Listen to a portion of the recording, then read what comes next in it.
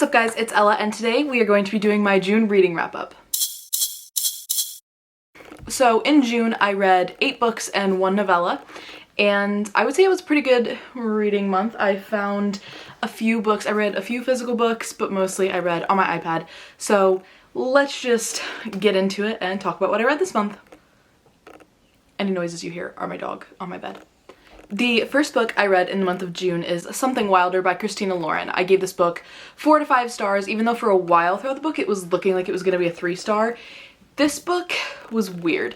It's about this girl, her name is Lily Wilder, and she has always wanted to own her own horse ranch. She's really passionate about horses, but like a cool horse girl, not like the one, she's like a cool horse girl. Anyway, Lily, the book starts and it's like Lily on the ranch of her dreams. Her dad, Duke Wilder, who's like this famous adventurer, is leaving Lily the ranch, and she's there with her first love, who I think his name's Leo. Let me look at his name. Leo Grady. I really loved Leo. Not enough to remember his name, but I really loved him. Anyway, she is on this horse ranch with Leo and everything kind of goes awry. Leo has to leave. Her dad she ends up not living on the ranch anymore. And after her dad dies, Lily starts following like his little treasure map that he has left behind in like his little notebook. And she owns this company where tourists can go into the middle of Utah and pretend to be adventurers using her father's book. And one day, obviously, as you can probably guess, she's giving this tour and Leo's on the tour, and so I thought it would be like a romance, like mostly the romance of them like rekindling on this adventure. It got weird. It got really weird. There's a lot, I don't even know, like all of it's spoilers, but it's one of the weirdest Christina Lauren books I've ever read. I haven't read it in a holidays, but I feel like that might be weirder. Anyway, I'm rambling. I gave this book 4 out of 5 stars because I really did love the romance, and obviously like it's Christina Lauren writing, so like it's gonna be good writing. And I really loved Lily as a character. I thought she's such a powerful and strong female character, and I really liked Leo as a character. Side characters, very weird. Circumstances, very weird. Book, very weird, but I would still probably recommend it. The second book that I read in June is Make It Sweet by Kristen Callahan. I gave this book 4.5 out of 5 stars. I absolutely adored it. It's Grumpy Sunshine, and I've been a little bit sick of Grumpy Sunshine, but I think that this was done so incredibly well. It is a romance between a girl who was a princess on like the most popular TV show that is clearly based on Game of Thrones, and her character gets killed off, and after her character gets killed off, she goes to like this estate to lick her wounds, and when she gets there she finds a hockey player who recently had an injury that prevents him from playing hockey and is also there licking his wounds. He has a brain injury, so he gets like really bad migraines and stuff like that, and a lot of the reason that he's so grumpy is because the year before, like, everything was all the important things were taken away from him. His like fiance left him, like all this stuff. And so that's why he's grumpy. He's not mean to her, he's not rude to her, he just isn't really interested in being around people. So I think that the way that Grumpy Sunshine was done in this book was done really, really well. I absolutely adored the romance. I thought that it was so perfect, and the grandmother, or like the lady who owns the estate in this book, is who I want to be when I grow up. So 4.5 out of 5 stars. I need to read more Kristen Callahan because I just absolutely adored it so much that I bought the physical copy. The next book I read was No Tomorrows by Carrie Ann Cole. This book is a second chance romance. It starts with this girl who's young. She works in an office, and every day she goes to this park, eats like lunch on the same bench, and there's this street musician who plays in that park.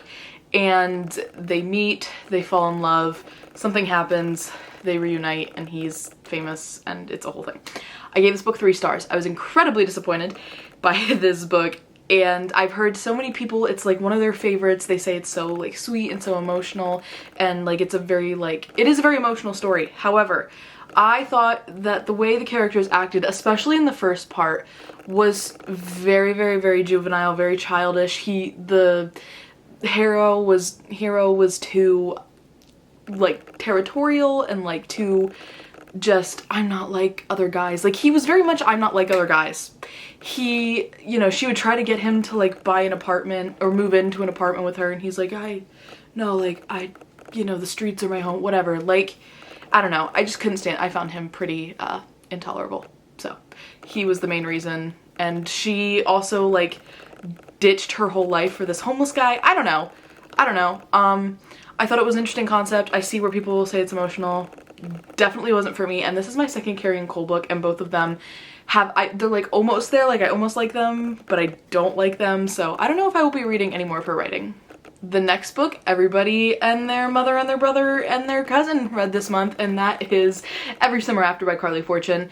I'm not going to talk too much about it because if you have been on BookTube or BookTok or Bookstagram or anything at all in the past 2 months, 6 weeks, I think this came out May 10th. If you've been on the internet in some book capacity, you've heard of this book. People are saying it's a mix of Love and Other Words and The Summer I Turned Pretty. I haven't read The Summer I Turned Pretty, but I did get very strong Love and Other Words vibes. It is, this girl grew up going to this lake house every summer, fell in love with the boy next door, like gradually over time, over summers, and then something happens and they don't talk for a very extended period of time, and then she has to go back because his mom died. His mom dies in the first chapter. That's not a spoiler. His mom died. She was very close to his mom. She wanted to be there at the mom's funeral. The mom's name is Sue. And Persephone is the girl, and then Sam is the boy, and Percy is what they call her. Percy wanted to go back to support Sam and to pay her respects at Sue's funeral. And I really liked this book for all the same reasons that I love Love and Other Words. However, if you've read Love and Other Words, how can I say this without spoiling? The reason that the characters in Love and Other Words stop talking is a very serious, very traumatic reason. I understand why the characters needed some time apart after what happened. In this book, I felt like it could have been solved in a conversation or a few conversations, and they didn't have to stop speaking for a decade, and it kind of breaks my heart that these characters who loved each other so much lost 10 years together. And I just can't get over that. I can't, like, it left me in pain. Like, it left me like almost heartbroken for these two characters, and I had to really remind myself that they weren't real, because I could not get over how sad and upset I was that they lost 10 years together because they couldn't have a conversation. And that's that.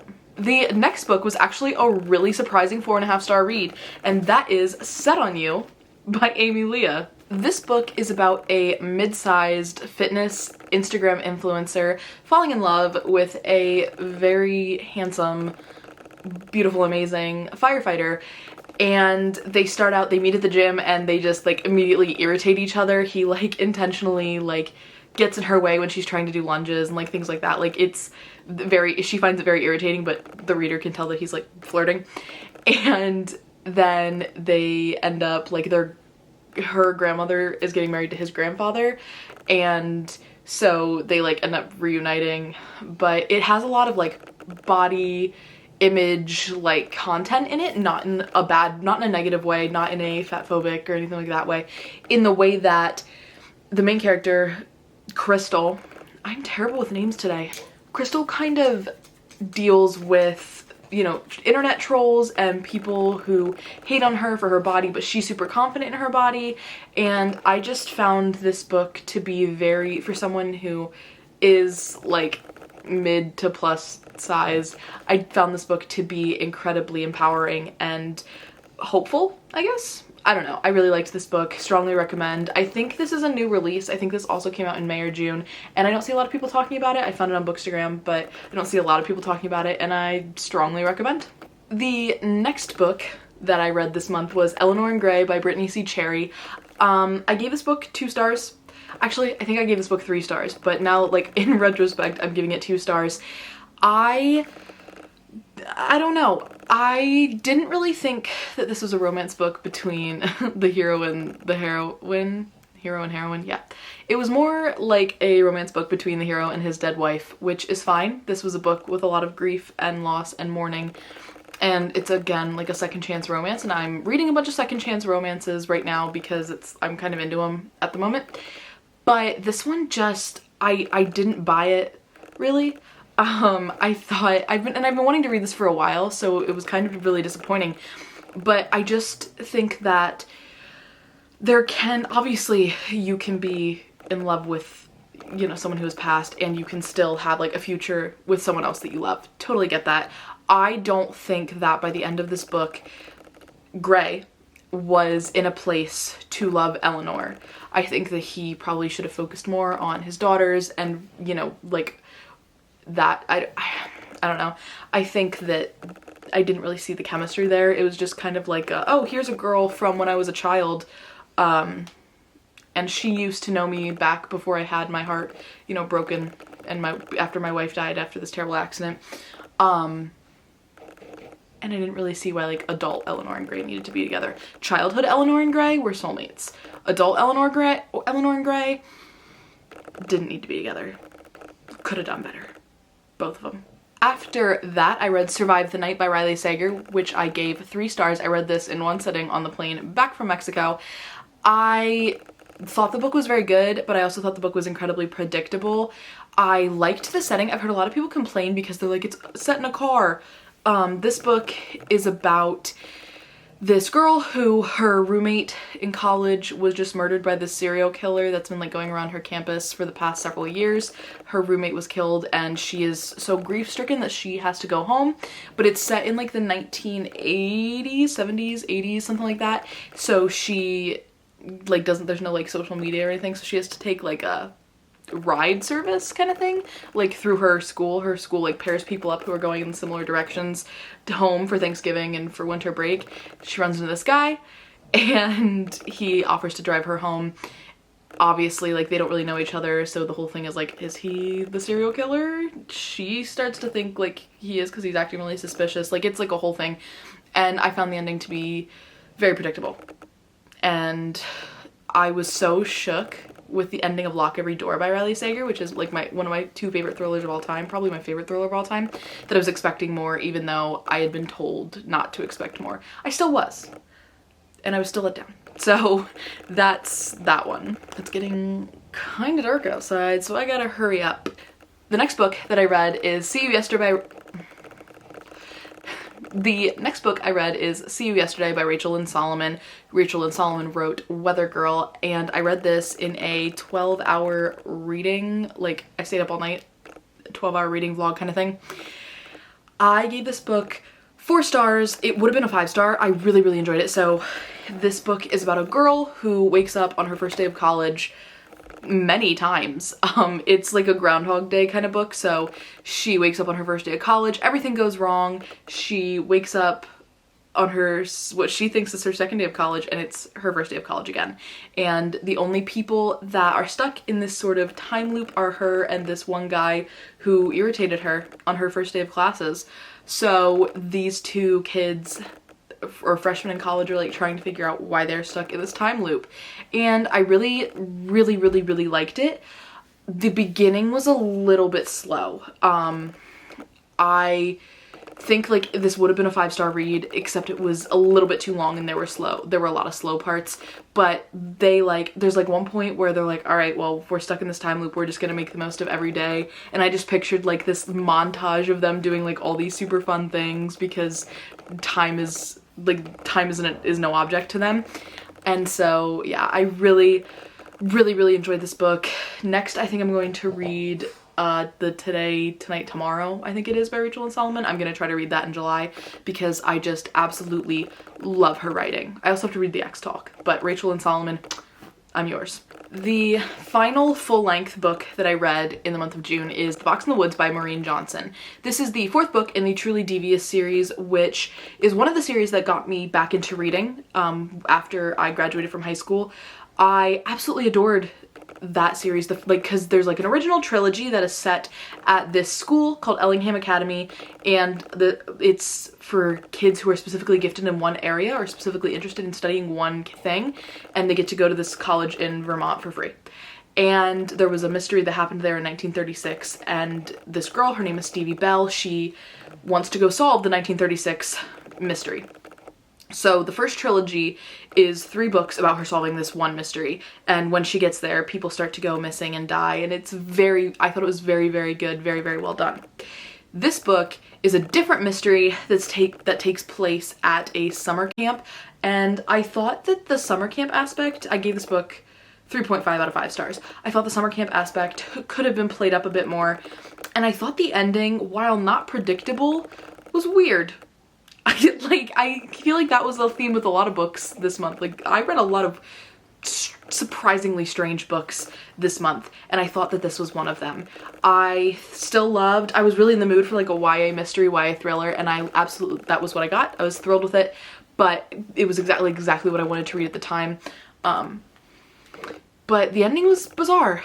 But again, like, I really do love this series. It's just that the first 3, I was so invested in the Ellingham Academy, like, murders and stuff, and the Ellingham Academy setting, that the camp setting it was okay, it was fine, but I miss Ellingham Academy. However, I think the 5th book in the series, they're back at Ellingham. Maybe, hopefully, fingers crossed. And then the last thing that I read in the month of June is Stuck With You? Stuck On You? No. Stuck With You by Ali Hazelwood, which is the 2nd STEMinist novella that are just to tide me over until Love on the Brain comes out in September.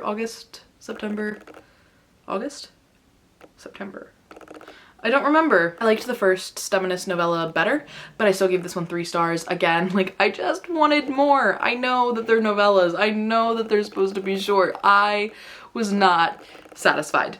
Because I wanted more. And there's no other way to explain it. So those are all of the books that I read in the month of June.